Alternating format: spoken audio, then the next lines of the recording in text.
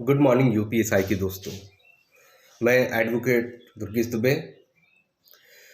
दोस्तों, पहले तो मैं आपको ये बता देना चाहता हूँ कि मैं इधर कुछ दिन से वीडियो नहीं बना पा रहा था। उसका कारण मैं बाहर भी था और प्रेजेंट में भी बाहर हूँ। पर जैसे कि मुझे कुछ सूचना मिली कि कोर्ट केस आपका आज लगा हुआ है और जो लीडर्स लोग हैं वो अपना एक तरह से देखा जाए तो हाथ पीछे खींच रहे हैं। उसका कारण क्या है ये तो वही जाने, या फिर जो उनको सपोर्ट कर रहे हैं वही जाने। अब उनके कहने से तो ये मतलब है कि उनको जो मनी प्रॉब्लम आ रही है उसकी वजह से वो अपना जो एक तरह से लीडिंग प्रोसेस है उसको वो छोड़ रहे हैं। तो दोस्तों, पहले तो 3-4 चीज़ों पे आज बात की जाएगी। एक तो आपका एक कोर्ट केस हो गया, दूसरी बात की जाएगी जो आपकी अपकमिंग वैकेंसीज़ है यूपीएसआई की, उसके बारे में एक छोटी सी न्यूज़ निकल के आई है। और जो एक तीसरी बात ये है कि जो एक नकल माफिया पकड़े गए हैं एसटीएफ द्वारा, 1 साल से वो फरार चल रहे थे, उनको महाराजगंज में पकड़ा गया है। दोस्तों, पहले तो हम बात करेंगे आपकी जो यूपीएसआई की जो लेटेस्ट जो वैकेंसी आ रही है उसके बारे में। क्योंकि देखिए, हमारा कहने का मतलब ये है कि जिससे ज़्यादा से ज़्यादा लोगों का भला हो, उस चीज़ को मैं पहले प्रेफर करूँगा। फिर उसके बाद फिर कोर्ट केस, और उसके बाद जो नकल माफिया पकड़े गए हैं उसके बारे में बात की जाएगी। दोस्तों, जो लोग नए हमारे यूट्यूब चैनल में जुड़े हों वो लोग मतलब मेरा जो यूट्यूब चैनल है उसको अगर अच्छा लगे तो सब्सक्राइब कर लें। जैसे कि दोस्तों, आप लोग देख रहे हैं कि मैं अभी भी बाहर ही हूँ। मैं इस समय अपने होम टाउन क्या कहा जाए, अपने जो एक पुश्तैनी घर होता है विलेज में, वहाँ आया हुआ हूँ। और थोड़ा सा काम था यहाँ पर, तो एक तरह से ये कह सकते हैं कि परिवार में एक लोगों की शादी थी तो इसलिए आया हुआ हूँ। तो दोस्तों, पहले तो बात मैं बता दूं आपको, जो आपकी अपकमिंग वैकेंसी है वो कितनी आ रही है। जैसे कि 3000 आपको मालूम ही होगा, जो कि ऑफिशियल पोर्टल पे डाला गया था कि 3000 वैकेंसी आ रही है। मैं आपको एक थोड़ा सा एक और बात बता दूं, ये आपकी 3000 वैकेंसी ना हो के लगभग 4000 के करीब वैकेंसी रहेगी। प्लस भी हो सकती है, पर प्लस जितनी भी मान लीजिए 100-200 वैकेंसी प्लस होगी और 100-200 ही कम हो सकती है। पर ये मान लीजिए 3500 प्लस ही रहनी है, ये 100% है। लोगों का कहना है कि आपको सर कैसे मालूम चला। आप मेरा पुराना वीडियो उठा के देख लीजिएगा।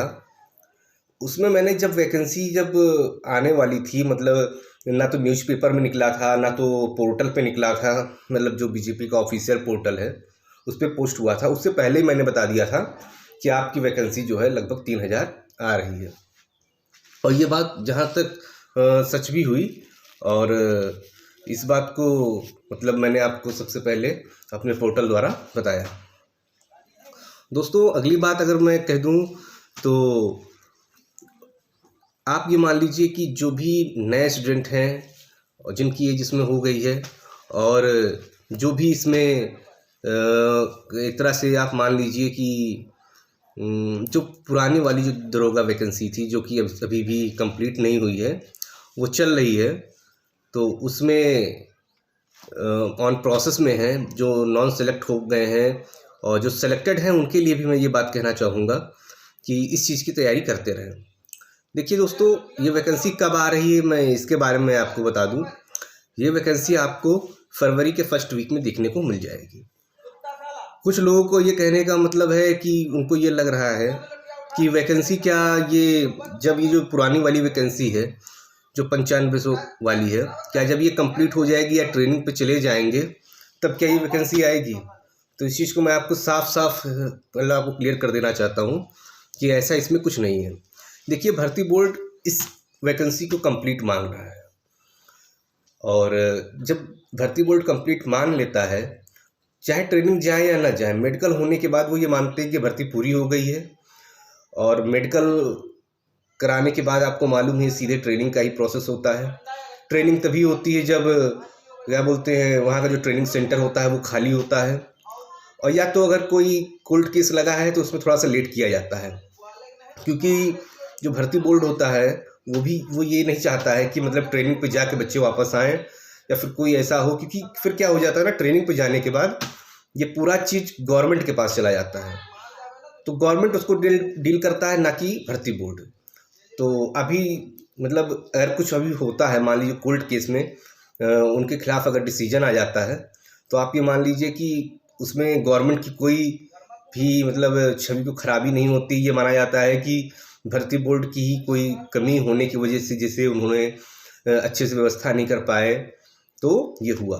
और जब एक बार ट्रेनिंग चले जाते हैं तो उसमें ये हो जाता है कि गवर्नमेंट की एक तरह से नाकामी दिखाई लगने लगती है। तो जैसे कि आपको मालूम है चुनाव आगे आ रहा है, तो गवर्नमेंट कोई भी ऐसा काम नहीं करेगी जिससे कि ऐसा लगे कि हाँ कि मतलब हमसे ये गलती हुई है। एक तो ये चीज़ है। तो आप ये जान लीजिए, चाहे लोग ट्रेनिंग जाते हैं या नहीं जाते हैं, पर आपकी वैकेंसी जो है फरवरी के फर्स्ट वीक में देखने को मिल जाएगी और 2024 के चुनाव से पहले आपकी ये वैकेंसी कंप्लीट भी हो जाएगी। तो जो भी दोस्त लोग हैं मेरे नए, तो उनसे ये मैं बता दूं कि इस चीज़ को आप देख लीजिए और क्या बोलते हैं मतलब तैयारी में अपने लग जाइए। आपको सिलेबस पहले से ही मालूम होगा। और मैं बता दूं कि जल्द ही मैं एक टेस्ट सीरीज टाइप में लाने जा रहा हूं, जो कि यूपीएसआई मतलब स्पेशल यूपीएसआई से संबंधित होगा।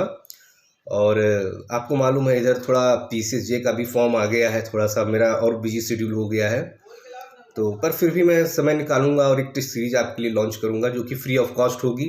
एक पैसे भी आपको नहीं देना पड़ेगा और अच्छे से अच्छे उसमें खासकर कॉन्स्टिट्यूशन के जो संविधान के जो भी क्वेश्चंस होंगे वो आपके जो भी एसआई के जो भी वैकेंसीज में आएंगे उसी से फंसेंगे, आपको अलग से नहीं पढ़ना है। पिछली यूपीएसआई की जो वैकेंसी थी उसमें बहुत सारे बच्चों को मैंने कॉन्स्टिट्यूशन पढ़ाया था। तो कॉन्स्टिट्यूशन में आप मान लीजिए जो भी क्वेश्चन आए थे उसमें से एक दो क्वेश्चन जैसे कि मान लीजिए लॉ पूछ लिया गया, ऐसे केसेस पूछ लिए गए जिनका कहीं से कोई नाता नहीं है लॉ से और कॉन्स्टिट्यूशन से, तो उस चीज़ को तो वो अनएक्सेप्टेड थे, वो कहीं से भी कोई भी पूछ सकता है। तो वही क्वेश्चन छोड़ के और मेरे पढ़ाए हुए सारे क्वेश्चन उनके द्वारा फंसे हुए थे और बहुत अच्छा रिस्पांस भी देखने को मिला। और मैं बता दूं आपको कि जल्द ही मैं इसको लॉन्च करूंगा और आपके लिए बहुत ही अच्छी एक टेस्ट सीरीज आने वाली है। तो ये बात रही। दूसरी बात मैं आपको एक कोर्ट केस के बारे में बता दूं। ये जो आपकी 4581 है, आज 12 तारीख में उसका केस लगा हुआ है लखनऊ बेंच में, हाई कोर्ट की। तो इसमें 402 नंबर पे लगा हुआ है। कोर्ट नंबर 8 में डॉक्टर आलोक माथुर जज साहब की बेंच में वो सुनवाई करेंगे। दोस्तों मैं आपको गुमराह में नहीं रखना चाहता हूँ, पर बात सच्चाई ये है कि कोर्ट नंबर इतना अधिक होने के कारण बहुत ही मुश्किल है कि आपका केस नंबर आज लिस्टेड हो, मतलब आपकी हियरिंग हो पाए। अगर मान लीजिए हियरिंग होती भी है तो 3 बजे के बाद ही होगी, 3 बजे से पहले होने की कोई भी संभावना नहीं है। और जो लीडर्स हैं उन्होंने अपना हाथ देखा जाए तो खींच लिया है। वो खुद ही, मुझे ऐसा लग रहा है कि वो खुद ही नहीं समझ पा रहे हैं वो कोर्ट केस को लीड करें या धरने पे बैठें, इको गार्डन जाएं। वो अपना एक मतलब जो एक दिशा है उसको वो सही से खुद ही नहीं समझ पा रहे हैं। देखिए दोस्तों, अभी भी समय है, कुछ बिगड़ा नहीं है।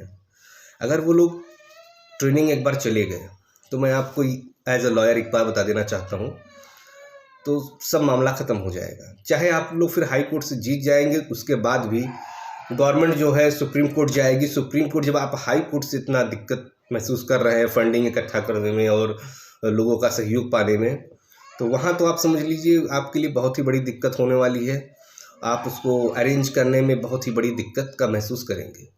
तो इसलिए अभी आप लोग, मेरा तो ये मानना, धरना प्रदर्शन जो भी है इसको आप कर रहे हैं तो ठीक है, करिए, मैं ये नहीं कहूँगा ना करिए, पर कोर्ट केस पे ज़्यादा ध्यान दीजिए। कोर्ट केस एक बार बिगड़ गया तो फिर उसे सुधारा नहीं सुधर पाएगा। आपने इतनी मेहनत करी है, ये मैं नहीं कहता हूँ कि आपने मेहनत नहीं करी, पहले से आपने बहुत मेहनत करी है। आपने कोर्ट मतलब केस को लीड किया है, हर चीज़ किया है।